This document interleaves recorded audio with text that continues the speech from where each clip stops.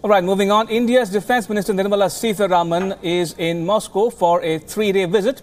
She met with her Russian counterpart and discussed ways to strengthen defence cooperation between the two countries. Now, while speaking at an international security conference in Moscow, Sitharaman called for the two countries to jointly fight terrorism.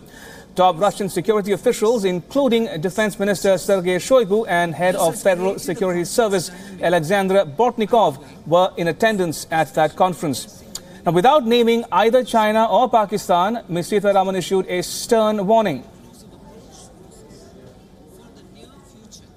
The radicalization of youth and young minds using new technologies and social media networks, the trend of lone wolf attacks, and the continuing patronage of some irresponsible states to terrorist groups need to be addressed in a comprehensive manner.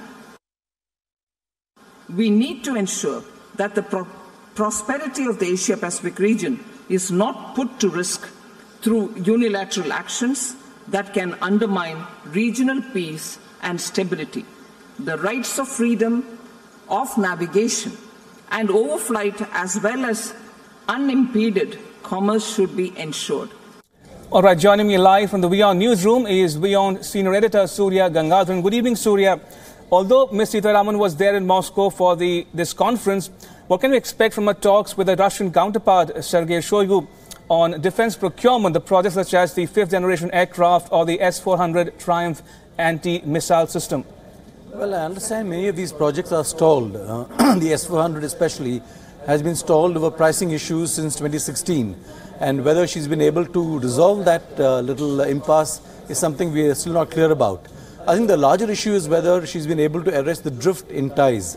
Now, increasingly it's apparent that Russia, China and even Pakistan are moving closer together.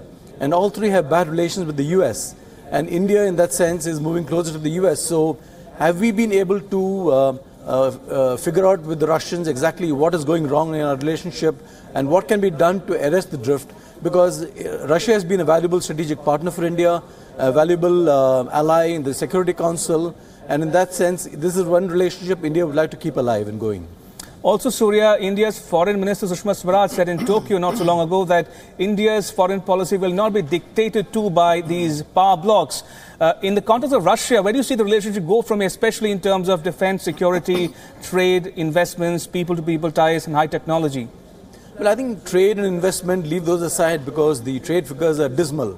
But as far as military equipment is concerned, as far as strategic equipment, strategic platforms are concerned, Russia will continue to remain invested in India.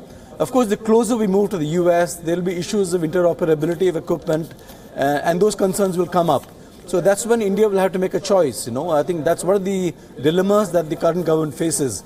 And it probably explains why we have had kind of a lot of buzz about the India-French relationship, which could possibly replace the India-Soviet relationship, India-Russia relationship. So that's one of the issues that's coming up. It's something which is yet to be resolved. Indeed, as Surya says, her motive might be to arrest the drift in the India-Russia bilateral ties.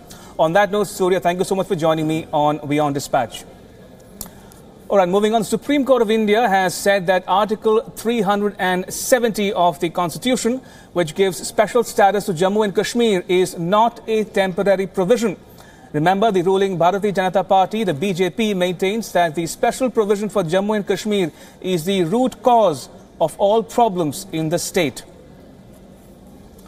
All right, joining me again from the WION newsroom is WION's political editor Karthikeya Sharma. Good evening, Karthikeya. What exactly did the court say and how might it play politically for the BJP given its position on Article 370? Good evening, Ramesh. I think it puts to rest the controversy on Article 370 that it can be abrogated by a simple act of introducing a bill or by a petition moved in Supreme Court. The court was very clear in the matter that it is instrument of accession. An instrument of accession was a process through which the Kashmir became part of the union of the Indian states. Secondly, there is a clause in our constitution. Generally, it is forgotten that our constitution was framed by the members of the Constituent Assembly, and it is the Constituent Assembly which has the power to rethink any structure of our constitution or those states who became part of the Indian Union. Now, the Constituent Assembly does not exist. It has been dissolved. You can't recreate a Constituent Assembly. It's not permissible. And under the 1967 Supreme Court case of Golaknath versus the Union State of India, the basic structure of the Constitution cannot be amended. And second, in the Keshavanand Bharati case versus the State of India, it upheld the previous judgment. So neither you can recreate the Constituent Assembly, nor you can touch the basic structure of the Constitution. So I think politically, it takes that that electoral strategy out of this 370, which Bharatiya Janata Party and other political parties had continued by putting it in their manifesto on ground that it's discriminatory. It somehow stops the complete amalgamation of the state of Jammu and Kashmir with India. I think what the court has primarily said is it is not 35C and 35A. Those are issues related with women, property and transfer rights. Article 370 is actually an instrument of accession through which Kashmir became part of India, and it cannot be done away with. It is a permanent feature.